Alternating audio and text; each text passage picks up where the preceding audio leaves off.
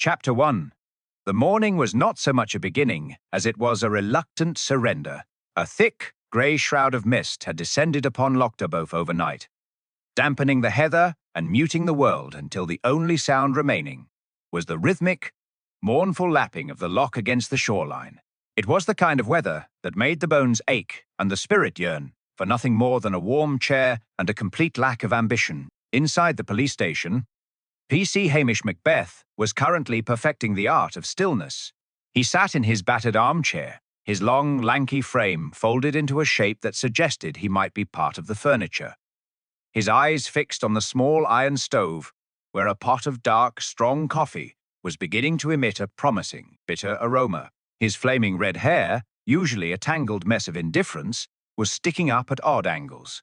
His uniform jacket, which had seen better decades, lay discarded on a nearby stool. At his feet, his dog, Lugs, lay in a golden-brown heap, snoring with a profound, rhythmic enthusiasm that matched the slow pulse of the village. Hamish reached out a lazy hand, retrieved his chipped mug, and took a slow, steaming sip. He was currently avoiding the telephone, which had been sitting on the desk for an hour like a coiled viper. He knew if he answered it, it would be the duty sergeant in Strathbane, demanding a report on the local crime statistics, a task Hamish found profoundly irritating, mostly because the only crime in Loch Doran usually involved a missing sheep or an overly enthusiastic disagreement at the pub. He preferred to let the phone ring itself into silence, a strategy that had successfully preserved his sanity for several years. Outside, the wind picked up, whistling through the cracks in the window frame, and bringing with it the sharp, briny tang of the Atlantic. It was a day for staying indoors, for reading, for doing absolutely nothing of note. Hamish felt a surge of contentment. He had a full tin of biscuits, a fresh bag of coffee, and a pile of unread newspapers. It was, by all accounts, a perfect day. The tranquility was shattered by the sharp, persistent crunch of expensive, high-performance hiking boots on the gravel outside. Hamish didn't move, but his ears pricked up, a familiar, instinctive reaction. The sound was too rhythmic, too deliberate, and entirely out of place in a village where most people walked with a slow, wandering pace. "Lugs," Hamish whispered, his voice soft enough to barely carry across the room. "We have a visitor, and by the sound of the equipment, it's not the milkman." Lugs didn't wake up. The door flew open without a knock, and a man strode into the station, bringing a gust of freezing air and a wave of aggressive citrusy cologne that instantly clashed with the scent of coffee and wood smoke. He was dressed in a pristine, bright blue thermal jacket that looked as though it had never seen a day of real work, and his face was set in an expression of sharp, impatient entitlement. He stopped in the center of the room, looking around with a curl of his lip that suggested he was deeply unimpressed by the state of his surroundings. "Is this the police station?" the man asked, his voice crisp and clipped, a southern English accent that sounded unnervingly loud in the small, cramped room. Hamish took another sip of his coffee, deliberately looking up with an expression of mild, confused bewilderment. He allowed his jaw to drop just a fraction, a practiced look of simple-mindedness he had perfected to deter anyone who might actually want him to work. "Aye," he said, his voice a soft, slow Highland drawl. "Mostly, depending on what you're looking for." "I am looking for competence," the man snapped, stepping forward and looming over the desk. "My name is Julian Vane. I am a consultant from London, and I have recently acquired the old lodge at the edge of Loch Doran. I arrived to find the property in a state of utter neglect, and I intend to modernize it. But I was told there was a local piper who spends his evenings playing on the moor, and the noise is absolutely incessant. It's affecting my sleep. I want it stopped." Hamish sighed, his gaze drifting back to the stove.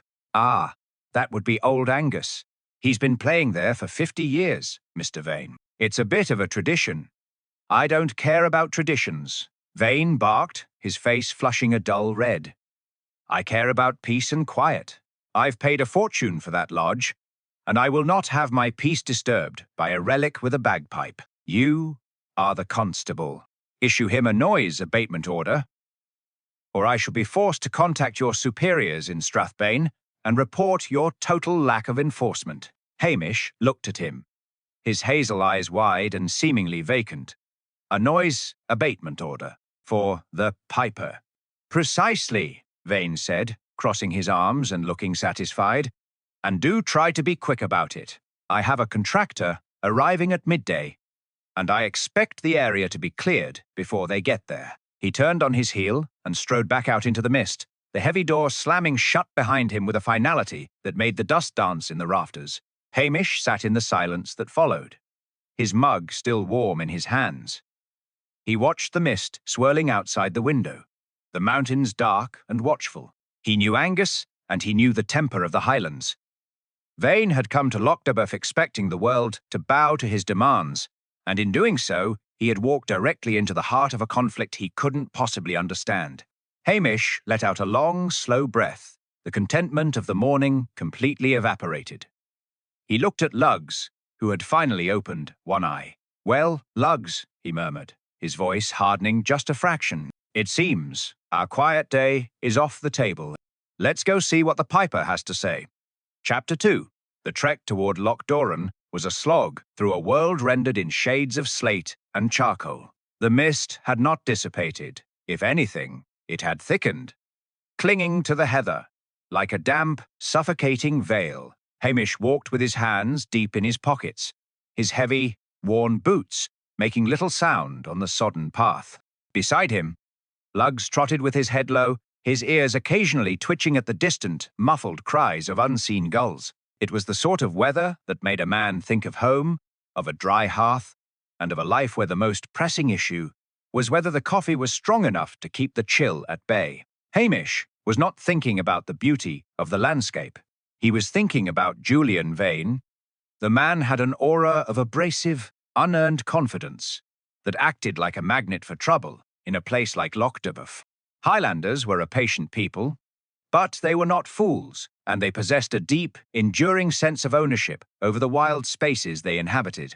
To arrive in such a place and attempt to legislate the very soul of it, the music that had echoed off these crags for generations, was a mistake of the highest order. As they crested the final ridge overlooking the dark, mirror-like expanse of Loch Doran, Hamish stopped dead. The air here felt different, heavy with a sharp, metallic tang that set his teeth on edge. In the center of the clearing, surrounded by the crumbling stones of an abandoned shepherd's hut, lay the source of the morning's grim reality. It was Julian Vane. He was sprawled face down in the mud, his pristine blue jacket stained a dark, ugly crimson. But it was the positioning that caught Hamish's eye, a detail that made his stomach turn with a slow, grinding disgust. Vane had been placed with an almost theatrical care, his arms splayed wide. In his cold, stiffening hands, someone had wedged a set of wooden pipes, not the genuine Highland variety, but a cheap plastic toy replica one might find at a tourist kiosk in Edinburgh. "Well, Lugs," Hamish murmured, his voice a low, raspy whisper that didn't carry beyond his own ears.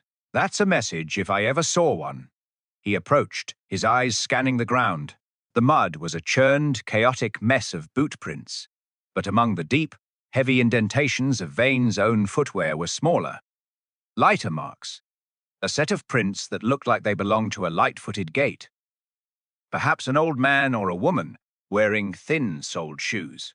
There was no sign of a struggle, no discarded weapons, just the silence of the loch and the creeping, inevitable realization that the peace of the village had been shattered beyond repair. Hamish felt the familiar, crushing weight of professional duty settling over him like a leaden cloak. He didn't want this. He didn't want the paperwork, the inevitable arrival of the regional police, the endless, agonizing interviews with people who would rather die than betray a neighbor. And, most of all, he didn't want the looming shadow of DCI Blair. But he was a policeman, and the dead man at his feet deserved the dignity of the truth, even if that truth was bound to destroy the fragile tranquility of Loch Doran. He pulled a small, battered notebook from his pocket and stood for a moment, simply observing. He noticed the way the wind moved the heather, the way the light reflected off the surface of the loch, and the way the distant sound of a sheep bleating seemed to emphasize the absolute terrifying isolation of the crime scene. He was doing what he always did. He was becoming part of the landscape, stripping away the distractions of emotion and ego until only the facts remained. "We aren't going to call this in immediately," he said to the empty air, his gaze fixed on the plastic pipes. "Let them wander for an hour. Let the village finish its breakfast. Let the killer think they have time to breathe." He turned away from the body, walking in a slow, deliberate circle to map out the perimeter. He found a single, tarnished brass button lying near the base of a standing stone, a relic that looked centuries old, polished smooth by time. He knelt, scooped it up with a gloved hand, and slid it into his pocket. It was a small thing, insignificant to anyone who didn't know the history of the glen, but to Hamish, it felt like the first loose thread in a garment was about to unravel. The wind suddenly shifted, bringing with it the faint, haunting echo of a melody. A pibroch, slow and deliberate, played on real, resonant pipes. Hamish stood up and looked toward the far side of the loch, where the mountains rose in jagged, unforgiving teeth. The music sounded lonely, ancient, and entirely detached from the scene of murder at his feet. It was the sound of the Highlands, indifferent to the fragile, petty lives of the men who tried to own them. He realized then that he wasn't just investigating a murder. He was walking into a war between the past and the present, a battle where the combatants were bound by laws that predated the written word. And he, the lazy, unambitious, sleepy constable, was the only one standing in the middle of it. He sighed, the sound lost in the vast, uncaring expanse of the glen. His quiet day was gone, replaced by the grim, inevitable hunt for a killer who clearly felt they were serving a higher, more ancient form of justice. Chapter 3. The peace of the morning was not merely broken. It was shredded by the arrival of the Strathbane police contingent. Long before the sound of their vehicles reached the loch, the heavy, rhythmic thumping of a helicopter began to vibrate through the very soles of Hamish's boots. He stood at the edge of the clearing, his hands in his pockets, his posture perfectly arranged to convey the impression of a man who had only just arrived and was profoundly confused by the proceedings. 3 black vehicles tore around the bend of the single-track road, kicking up clouds of gravel that skittered into the dark water of the loch.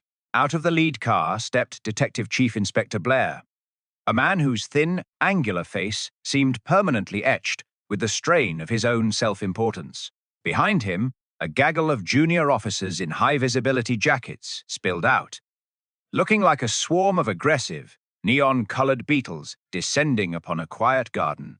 Blair's eyes locked onto Hamish, and the DCI's face deepened to a shade of puce that suggested his blood pressure was dangerously close to an explosive event. He marched over, his heavy, polished boots making a mockery of the delicate moss and heather. "Macbeth!" Blair shouted, the sound echoing off the ancient, unlistening stones of the shepherd's hut. "I get a frantic call about a homicide in this God-forsaken corner of the world, and what do I find? I find you standing here as if you're waiting for a bus." Hamish blinked slowly, letting his expression of mild confusion deepen. "Morning, DCI, or afternoon, I suppose. It's been a long walk up. Don't give me that insipid, half-witted look," Blair bellowed, gesturing wildly at Julian Vane's body. "I have a London developer lying in the mud, a national scandal in the making, and the local constabulary is standing there looking like he's lost his way to the pub. Why wasn't this site secured?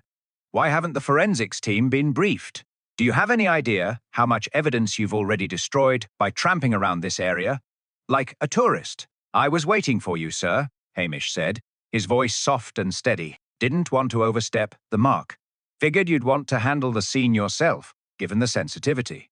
Blair made a sound that was half gasp, half growl, and shoved past Hamish, nearly knocking him off balance. He stood over Vane's body, his face twisted in a mixture of professional greed and amateur disdain.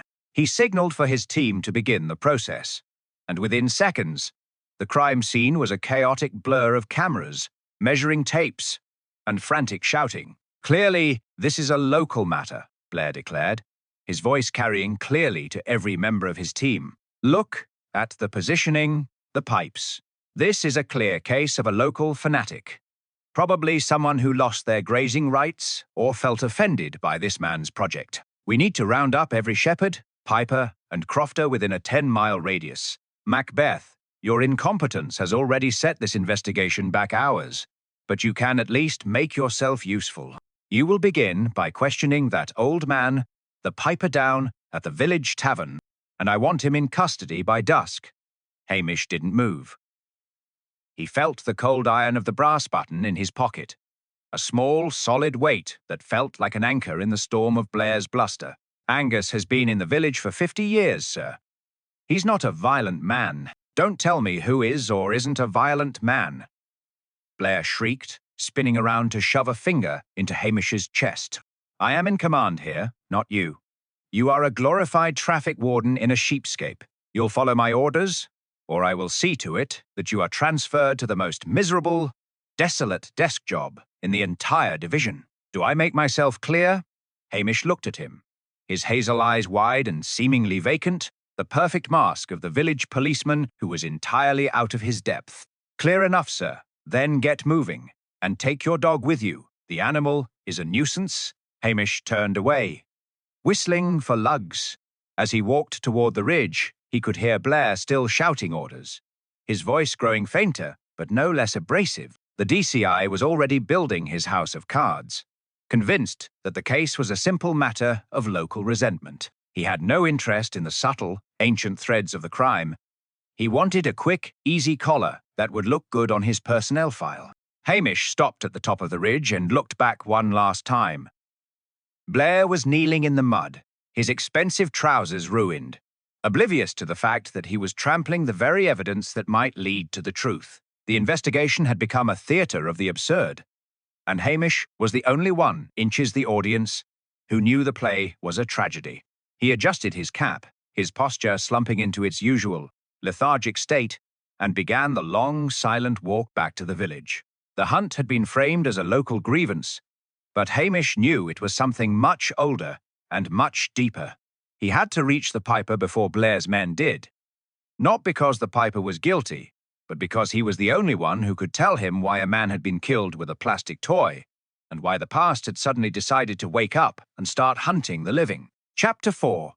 The village of Loch Doran had the peculiar, unnerving quality of a closed system. Everyone knew everything, yet nothing was ever truly said aloud. To survive, one had to listen not to the words being spoken, but to the silences that followed them. As Hamish navigated the narrow, rain-slicked streets, he felt the heavy, suspicious gaze of a dozen residents peering from behind lace curtains. The news of Vane's murder had travelled faster than the mountain wind, and the arrival of Blair's circus had turned the village into a powder keg of resentment. His first stop was the post office, a cramped, warm space that served as the true headquarters of the village. Missy McLean, a woman who possessed the uncanny ability to know a letter's contents before it was even opened, was behind the counter, her eyes sharp as a hawk's. She didn't offer a greeting, merely a long, assessing look that made Hamish feel as though he were standing naked in the center of the square. "He was a loud one, that Englishman," she remarked, her voice flat and devoid of its usual, chatty rhythm. "He didn't just walk into a room, he claimed it. Demanded access to the old church archives, he did. Keep talking about the legality of occupancy. He didn't know that the land doesn't belong to the deeds in this place. Hamish, it belongs to history." He was asking about the archives. Hamish asked, leaning casually against the counter as if he were merely waiting for the rain to let up. He kept his eyes on a stack of envelopes, projecting the image of a man whose brain was currently in neutral. "Obsessively," Missy McLean confirmed, sliding a ginger nut biscuit across the counter toward him. He was convinced there was a gap in the records, a stretch of time where the ownership was murky. He thought he could leverage that to force the old families out. He had no idea what he was stirring. "Some things are forgotten for a reason, Hamish. If you start digging, you're bound to find more than just dirt." Hamish thanked her and moved on to the local curry shop, a small, aromatic refuge, where he knew he could find a bowl of spicy DHA, and more importantly, the proprietor, a man named Patel, who often had a ringside seat to the village's more nocturnal habits. The shop was empty, save for Patel, who looked weary as he scrubbed a prep table. "Bad day, Constable?" Patel asked, nodding toward the window where a police car was currently parked, its blue light flashing in a rhythmic, irritating strobe against the wet stone. "The worst, Patel. Blair is in his element, and I am the target of his infinite capacity for rage. I need a bit of fuel to keep going. Patel served him a bowl of steaming Dale, his eyes lingering on Hamish's face. The Englishman was here last night. He was drinking loudly. He kept talking about a meeting at the loch. He said he had an appointment with the true owner of the property. He seemed terrified underneath the arrogance. He kept checking his watch, expecting someone to meet him in the fog. A meeting? Hamish pressed, keeping his voice light as if he were merely making polite conversation. Did he mention a name? No, Patel replied, leaning in, but he said something that stuck with me. He mentioned the pipes. He said he was going to buy the silence of the pipes forever. He thought he could pay someone to stop the music. He was laughing about it, but his hand was shaking so hard. He spilled his whiskey. He knew he was playing a dangerous game. Hamish.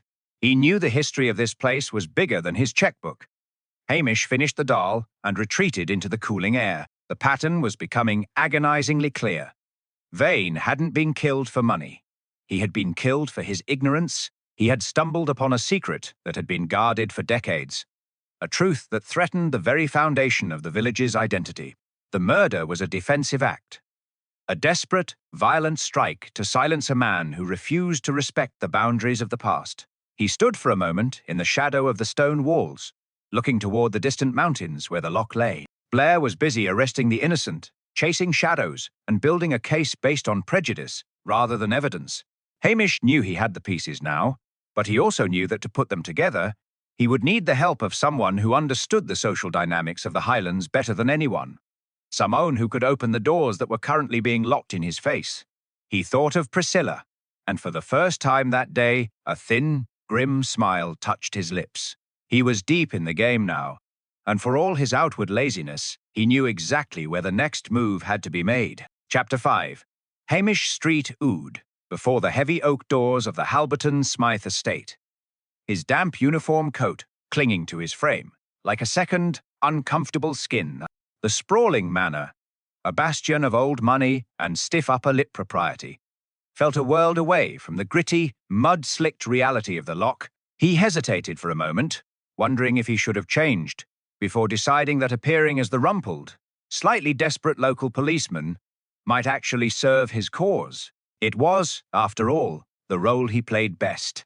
Priscilla was in the conservatory, a glass-walled sanctuary filled with the smell of wet earth and exotic, forced blooms. She was adjusting the stems of a particularly stubborn orchid. Her movements fluid and precise.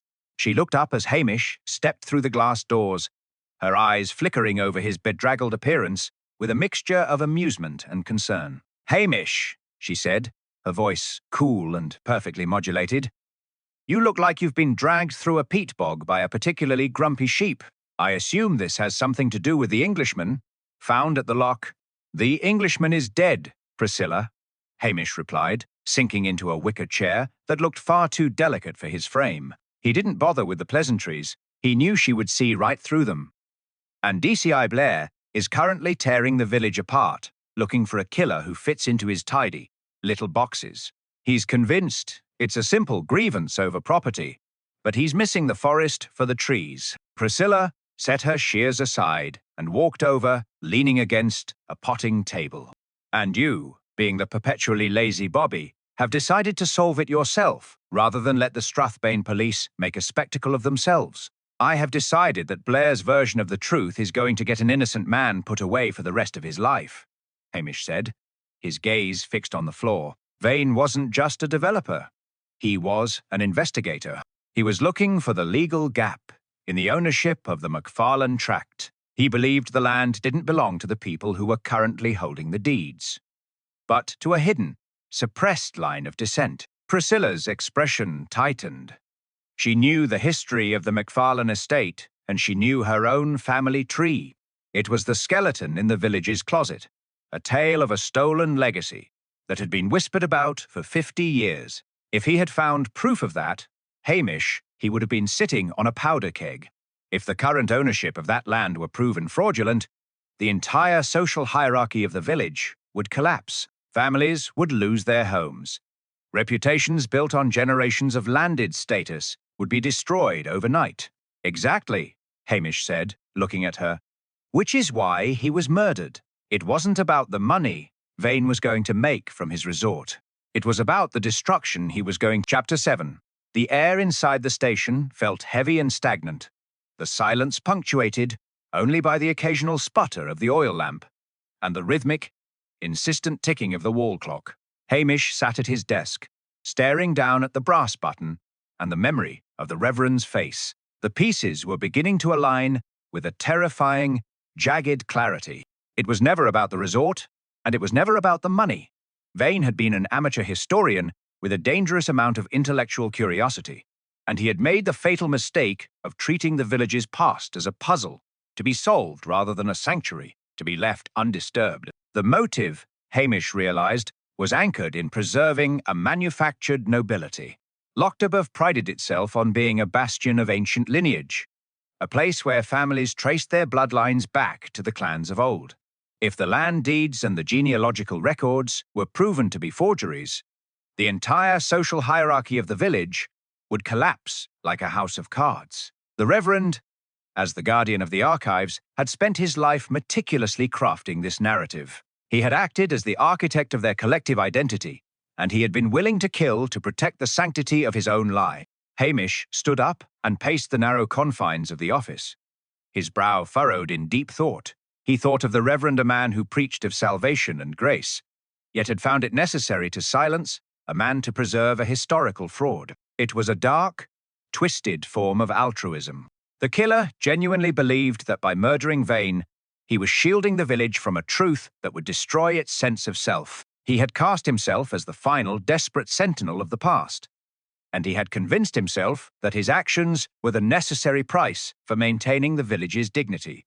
This realization brought with it a profound sense of melancholy. Hamish had always viewed his life in Loch Doran as a peaceful existence, a place where the complications of the world couldn't reach him. Now, he understood that he had been living on the surface of a dark, deep-seated resentment that had been festering for decades. The village was not a quiet, idyllic sanctuary. It was a carefully managed construction, guarded by a man who had traded his conscience for the preservation of a ghost story. He looked toward the window, where the first light of dawn was beginning to bleed into the horizon. He knew what he had to do. He couldn't just arrest the Reverend.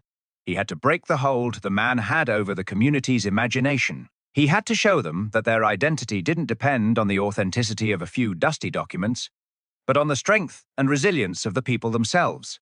He reached into his desk and pulled out a small, leather-bound ledger he had quietly swiped from the manse weeks ago. A record of the original, authentic land grants that the Reverend had kept hidden, the true history that the forgery had been designed to bury. The ledger was a mirror, not a weapon. Inside, the truth was starkly recorded. The true ancestors of the village were not the noble clans the Reverend had invented, but the hard-working, resilient crofters who had carved a life out of the unforgiving landscape. It was a history far more honorable than the fabrication the village had been clinging to. Hamish felt the weight of the ledger in his hands. He had the power to shatter the Reverend's hold, but he also held the power to offer the village something much better, the truth about their own strength. He knew the confrontation would be messy.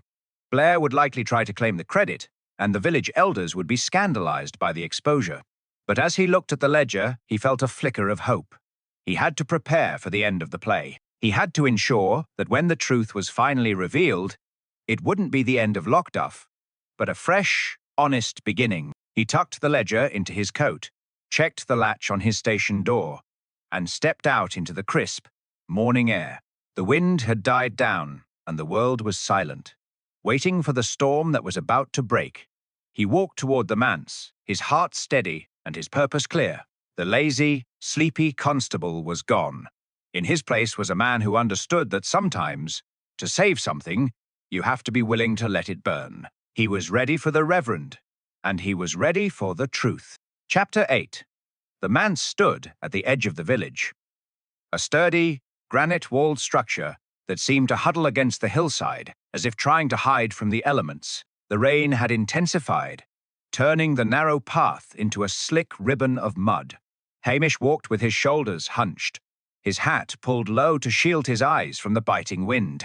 Every instinct in his body was screaming at him, but he forced himself to adopt his customary, slouching gait. He had to appear like a man out for a wet, miserable stroll, not a policeman closing a net. He reached the heavy oak door and lifted the iron knocker. When the Reverend opened it, he looked startled, his eyes darting toward the heavy raincoats hanging in the hallway. "Hamish, at this hour?"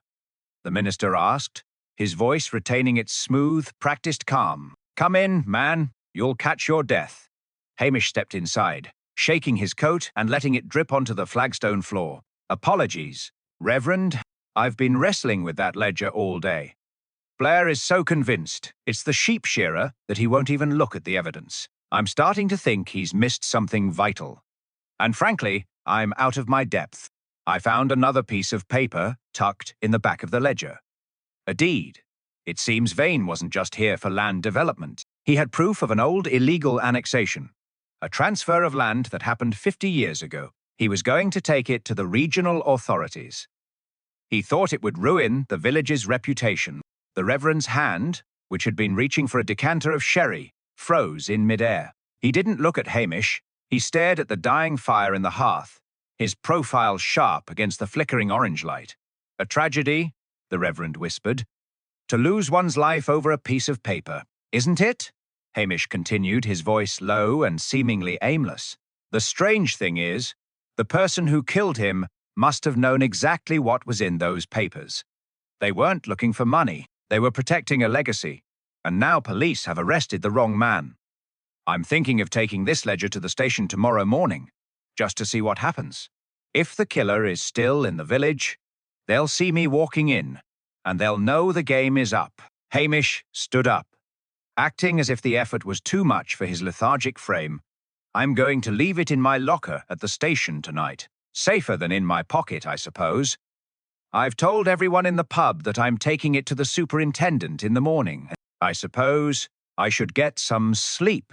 He turned to leave, but stopped at the door, as if an afterthought had struck him. "I almost forgot, Reverend. Would you mind if I left my bag here? It's heavy, and I'm just going to walk home with lugs. I'll pick it up on my way to the station at dawn."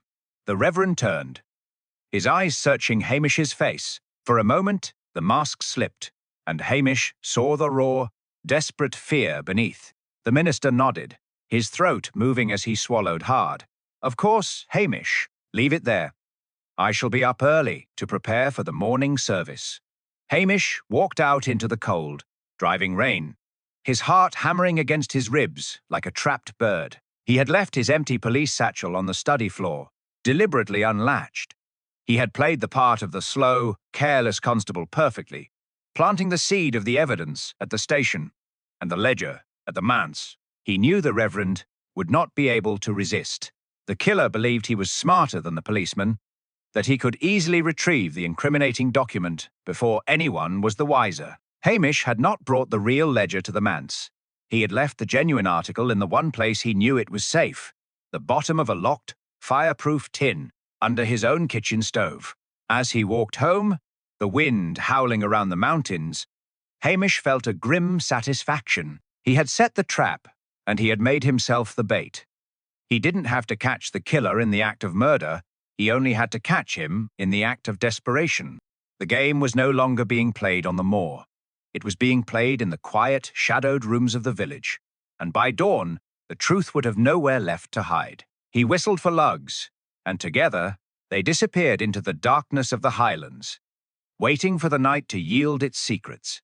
The lazy, sleepy constable was gone. In his place stood a man who was ready to confront the truth, regardless of the consequences for himself or the village he served. He stepped out into the rain, the wind whipping his red hair across his face, and began the walk toward the manse, where the final, devastating answer was waiting to be spoken aloud. Chapter 9. The night was long and unnaturally still, the kind of silence that pressed against the ears until the softest sound, the settling of a floorboard or the rustle of a mouse, seemed like a gunshot.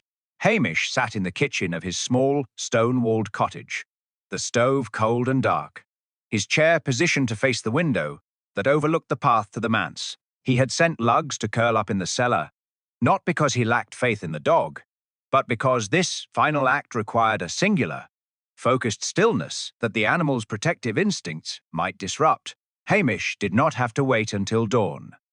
At 3 inches the morning, a shadow broke loose from the lane's darkness. It moved with a hurried, jerky gait that contrasted sharply with the measured, dignified pace of the man who usually walked it. The figure didn't approach the front door of the police station.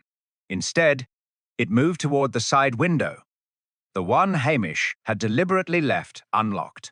Hamish stood up, his joints popping in the quiet room. He didn't rush. He moved with a practiced, heavy grace.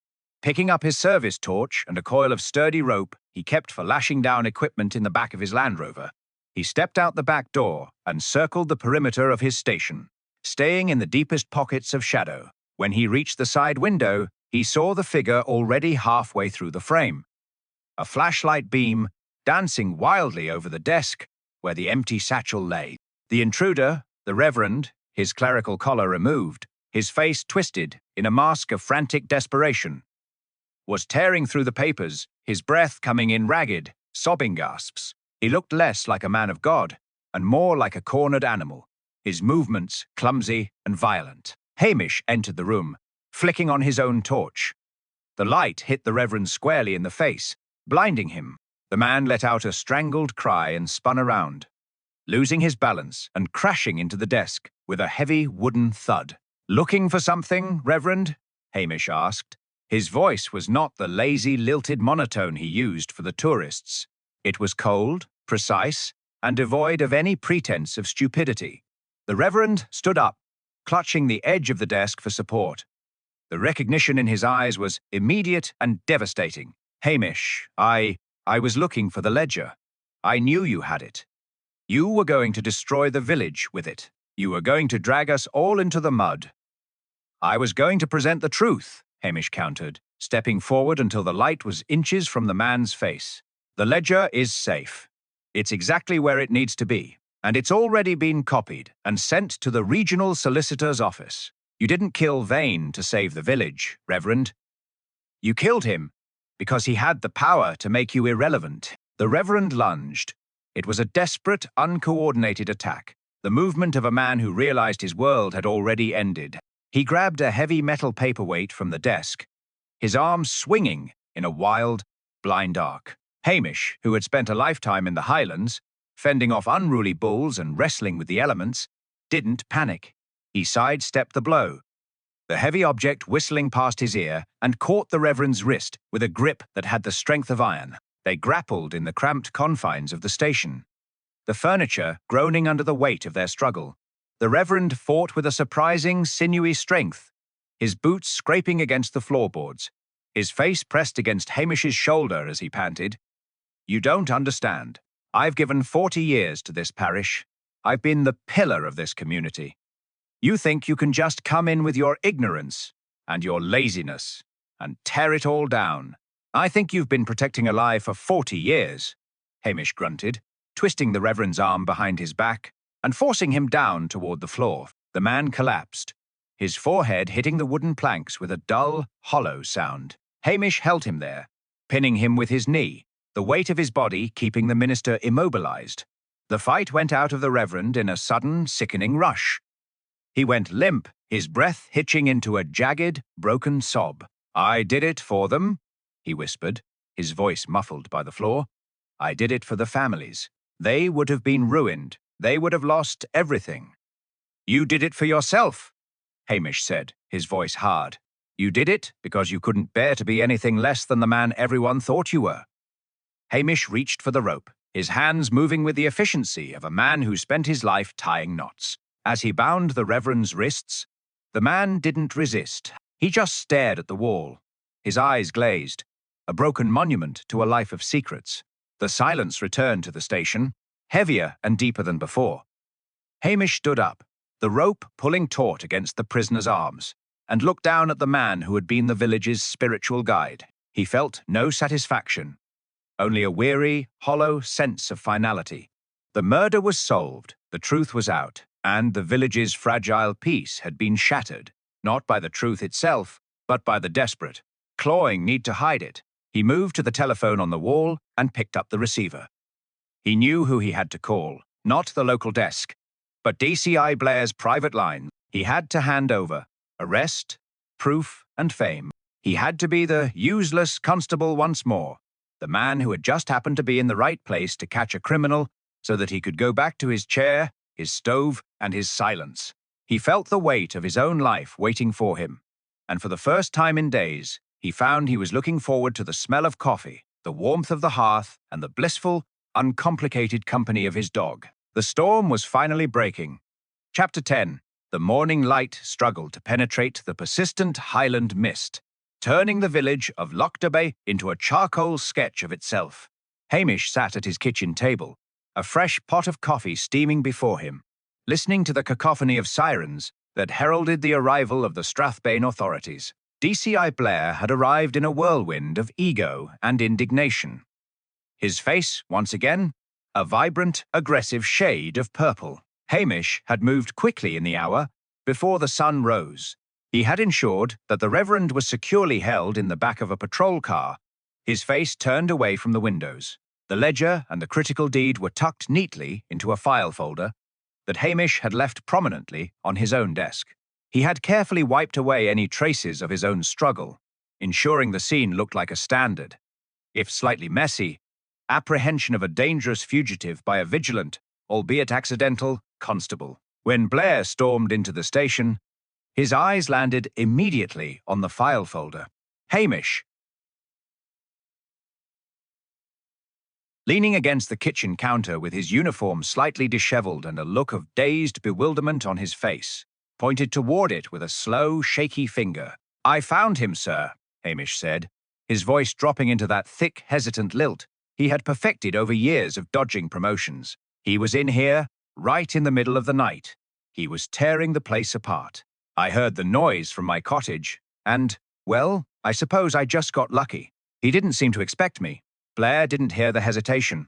He didn't see the exhaustion in Hamish's eyes. He only saw the folder, the evidence, and the prospect of a career-defining headline. He snatched the file, his eyes scanning the documents with a greed that bordered on the grotesque. As he read, his expression shifted from bluster to triumphant realization. "The Reverend," Blair roared, his voice echoing off the station walls. "You caught the Reverend, Macbeth? You simpleton. You've actually done it. You've stumbled into the middle of the most significant case of the decade." "I don't know about all that, sir," Hamish muttered, looking down at his boots. "I just heard the window break. I thought it was a thief looking for the petty cash. I didn't even realize who it was until I had him on the floor." Blair practically danced with joy, his disdain for Hamish momentarily eclipsed by his own anticipated glory. "Thief. This is a sophisticated murder investigation, not a break-in. You were in the right place at the right time, and you followed the proper procedures for a change. I will see to it that the press is made aware that the Strathbane division, under my direct leadership, orchestrated this entire sting. I'll make sure your role is minimized. You're not cut out for the glare of this kind of publicity. Are you, Macbeth?" "Oh, goodness no, sir," Hamish replied, his voice filled with genuine relief. "I'd much rather stay here, keeping the peace in Loch Doran. The city papers and all that, they'd be far too much for a man like me." Blair clapped him on the shoulder, his touch condescending and heavy. Yes, stay in your little village. It's for the best. You're a useful cog in the machine, but you lack the vision for real police work. Leave the credit to those of us with the intellect to handle the narrative." As Blair began to bark orders at his subordinates, instructing them on how to frame the press release, omitting any mention of Hamish's discovery of the ledger or the trap he had laid, Hamish watched him with a thin, secret smile. The DCI was already crafting the story, turning a complex, human tragedy into a straightforward tale of a hero inspector outsmarting a desperate local villain. Blair would get his commendation. The headlines would praise his efficiency, and his path to a promotion in the city would be secured. Hamish felt the weight of the last few days lift from his shoulders. He was invisible again. The village would look at him and see the same slow-moving, simple Bobby they had always known. The Reverend would go to